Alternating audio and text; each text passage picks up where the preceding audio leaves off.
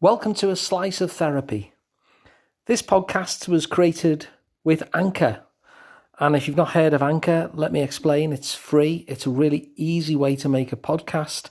And it helps me because I can just do this every day directly into my phone, because there's creation tools that allow you to record and edit your podcast right from your phone or computer. So if you fancy making a podcast too, download the free Anchor app or go to anchor.fm to get started. So when I was in my 20s, I worked as a lecturer at the University of Liverpool in their computer science department. And it was a really interesting time to be around computers back then, because the internet was developing and computer power was at that point where you could start to do really interesting things with that computer power. And one of the things that a colleague of mine was doing at the time was that they were working on something called neural networks, which is basically a way of getting the computer to mimic how the brain works in order to provide solutions to problems. You see, in the past, you'd get people who were experts in statistics, and you'd get mathematicians to come and try and solve for a problem. But what computer scientists were doing back then is they were just throwing a load of data at the computer and asking the computer to use basically mimic the brain, I suppose, in order to try and come up with a solution to a problem that it didn't otherwise know. So you're throwing data at it, and what was happening then was machine learning. So it was the very early stages of that. And basically the way that works is, or the way this type of machine learning works anyway, this type of artificial intelligence, is that you throw a load of data at it, and it then comes up with a whole host of random calculations. And what it does is it puts a weighting on each different factor. So it'll say, well, suppose this part of the information is important, but I'm going to suppose that this part isn't. And it kind of weights it accordingly. And it just creates a whole host initially of these random algorithms, these random sets of weightings and calculations.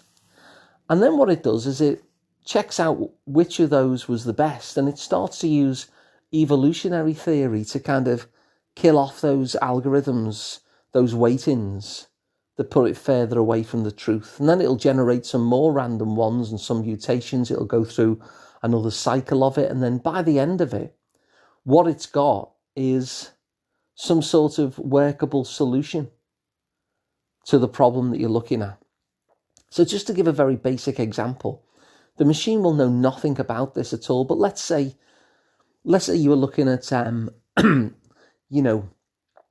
machine has to understand who gets through a door and who doesn't. And so you might give it lots of data. You might say, well, this is what colour hair they've got, this is what height they've got, these are the clothes that they were wearing, this was the weather at the time, this is whether or not they had a key. And so the computer won't have any idea which of those factors is relevant.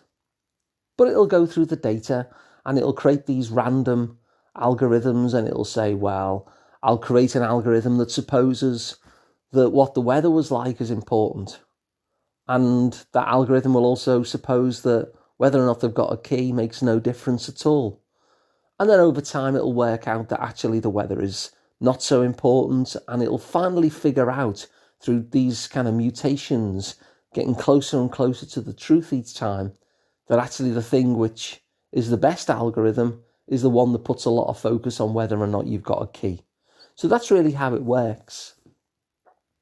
Now, as a football fan, I had this idea that I wonder what would happen if I could get the computer to learn independently how to predict football results.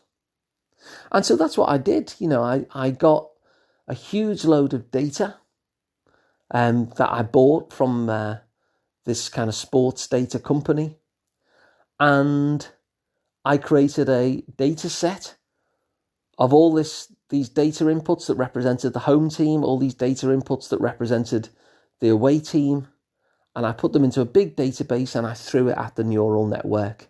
And then in just the same way, what the neural network started to do is it started to create a whole load of algorithms.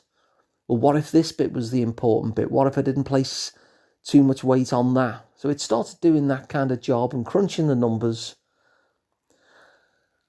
and finally came up with some sort of way of understanding, even though it was only a computer that didn't actually really appreciate what it was solving for, it still came up with some answer which was capable of making a half decent prediction, really, in terms of what football scores would be.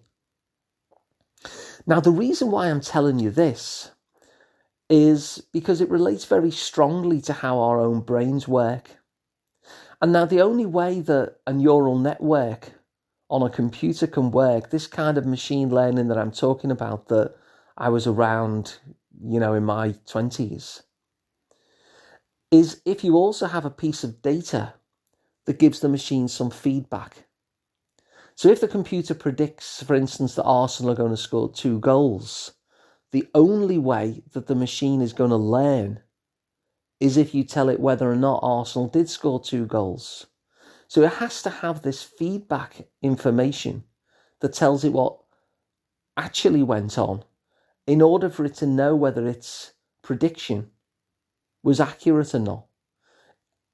And it's only when it knows whether its prediction is accurate or not that it can then go back into that loop in order to adjust all its algorithms and try and come up with something which is going to be more accurate next time. The only way that you can train the computer's neural network is if you actually give it some feedback, where you can say to the computer, no, you were wrong there, computer. This is the actual answer. If you don't have that element in it, it can never learn. It has to have that feedback data, otherwise it'll just spin round in circles forever. The reason why this is important is because our brains are actually prediction machines. So a lot of people will assume that what our brains are doing is reacting to stuff. And it does to an extent, but what it's actually doing is monitoring what's going on in the world, and I suppose what's going on in our body as well, in order to try and create a prediction of what will happen next. And so this analogy of trying to train this computer in order to be able to predict football results is a good analogy for how our brain operates as well. Our brain is constantly trying to figure out, well, what's going to happen next? The example I often use is if you were to suddenly stand up, your brain actually needs to have already made some changes in your body to make sure that by the time you've suddenly stood up, you don't faint. And so the brain has to be very aware of the subtle signs of various muscles tensing in your body so that it thinks, this feels like he's going to stand up. Because if it didn't get that right, if it was just reacting to the fact that you'd stand up, it wouldn't have made those changes in the body which ensured that you don't kind of feel lightheaded or faint or whatever. It has to start moving the blood around the body in a different way if it thinks that you're about to stand up. And so your brain is constantly predicting. Just like if you're on a walk and then, I don't know, a big gang of people kind of come round the corner, your brain is monitoring them. But it's monitoring them and finding them significant because it's trying to predict whether or not they're going to be dangerous to you or not. And so your brain is constantly trying to predict things. Now, when it comes to things that we'll often suffer with and struggle with, and I'm thinking here in particular anxiety, what the brain is actually doing is trying to learn in your environment much the same thing that my computer was trying to learn. It's trying to figure out a prediction, and it's also trying to figure out if that prediction is accurate or not. And so you'll know how this feels in terms of anxiety. There'll be some sort of cue from the outside world, your body will then start reacting to it with that high energy feel, the heart racing, the feeling of butterflies in the stomach, all of that kind of stuff. And this is your body saying, I've just had a cue and I'm predicting that you need to be in a state that is already prepared to enable you to fight a danger or run away from it. That is what that means in your body. Now, you might not actually even notice the cue yourself. This subtle algorithm that's working in terms of your own neural network has already been developed. And so you might not even notice the cue. It can be quite subtle sometimes, but you'll certainly notice that feeling in your body where it's high energy, butterflies in the stomach, maybe sweating a little bit, maybe the heart has increased. And that is actually a sign of your brain making a prediction that you might actually need those physical resources pretty soon in order to run away from something or to fight. But that is all it is. It's a prediction.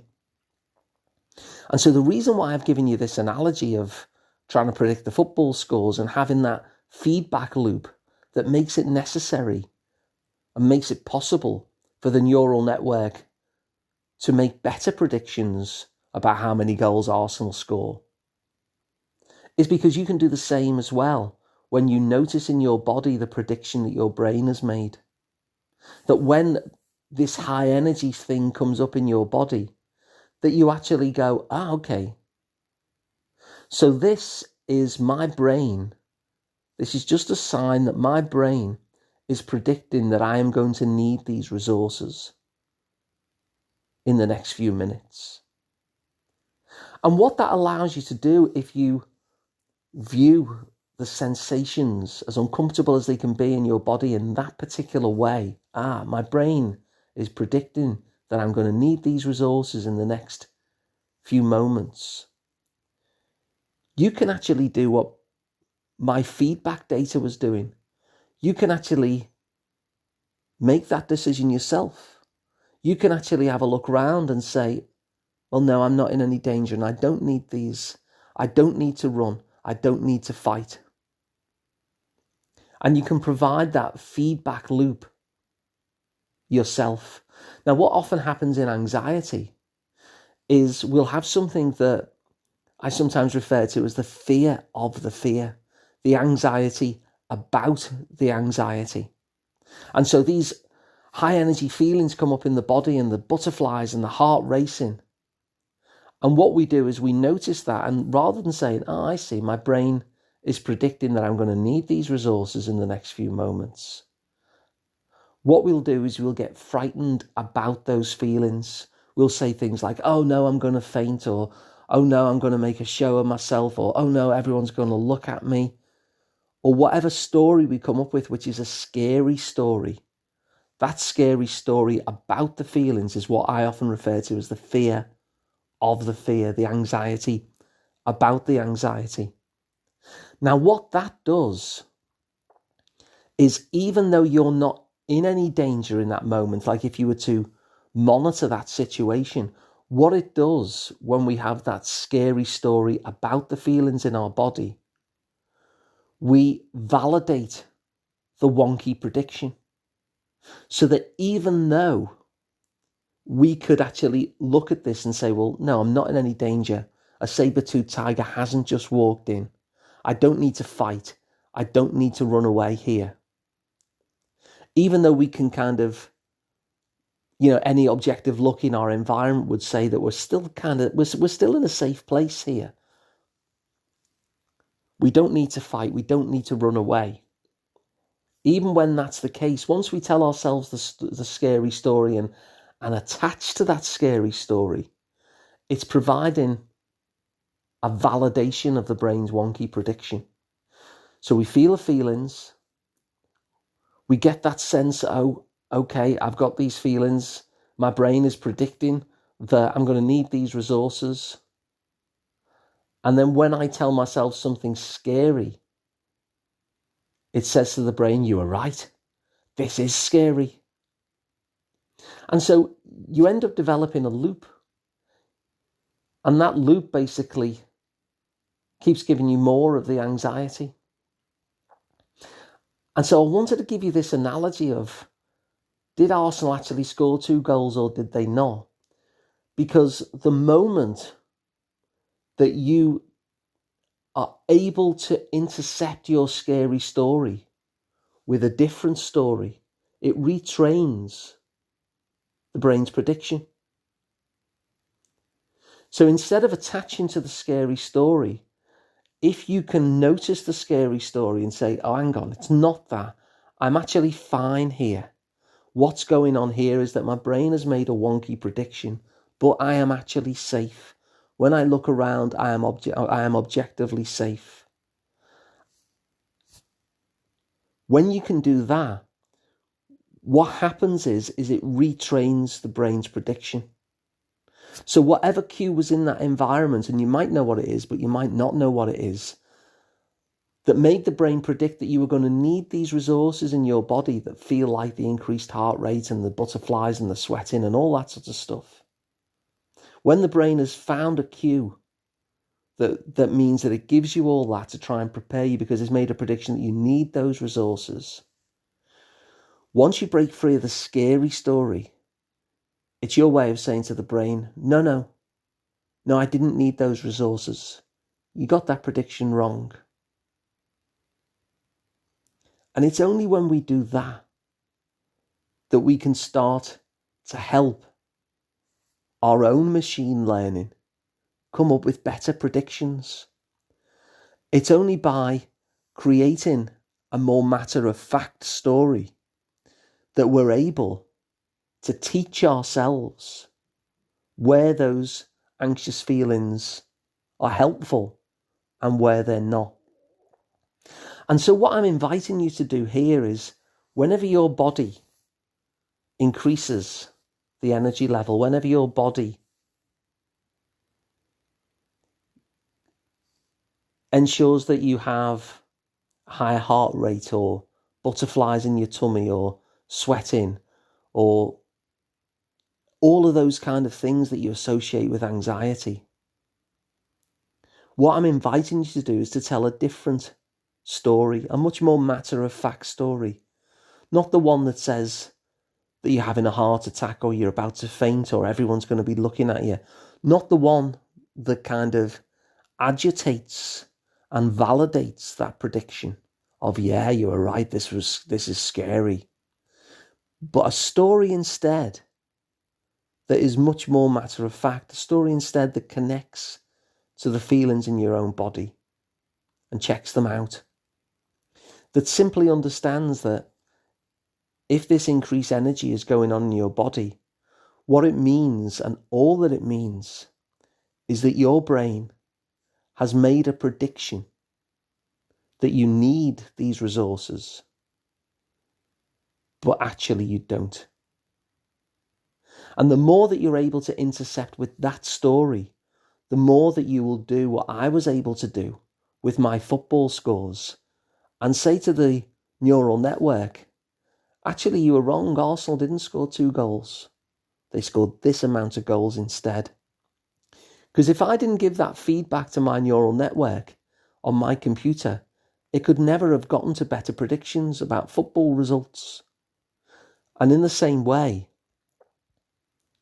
if we don't teach our own bodies and our brains that the prediction it's made is a wonky one, then it won't learn either. So that's my invite. And I'm not saying it's an easy thing to do.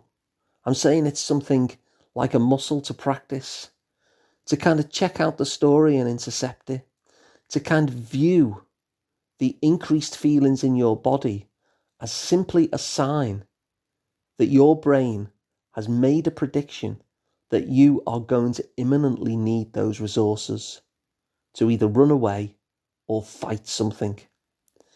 And if you look around and realize that there's nothing to run away from and there's nothing that you need to fight, then you can simply tell the story that your brain has just made a wonky prediction. Just like it might sometimes make a wonky prediction about, are you going to stand up? And it might give you those resources even when you're not standing up at all. When it thinks that you might need to run or might need to fight, it's going to give you these feelings in your body. And it's just the brain making a prediction that you need those resources. So your job then, in terms of changing your prediction, in terms of retraining yourself out of anxiety, retraining your own neural network to understand that whatever cue that it's spotted is not a sign of danger, is to tell that different, very matter-of-fact story. That, okay, brain, I know from the signs in my body that you've predicted I need these resources, but I've checked it out and I don't stand down. So I hope this is useful to you. If it is, please pass it on so that others can get the benefit as well. It's really, really powerful once you're able to kind of do that, and it does come with practice. If you'd like to work with me directly, I'm Alun Parry, and you can find out more at liverpoolpsychotherapy.co.uk. If you'd like to subscribe to the podcast, please do. It's completely free wherever you get your podcasts. And if you prefer to watch them on videos, then just go to asliceoftherapy.com and you can find the YouTube channel. So thanks for listening. Hope it's been useful, and I'll be back again tomorrow with another.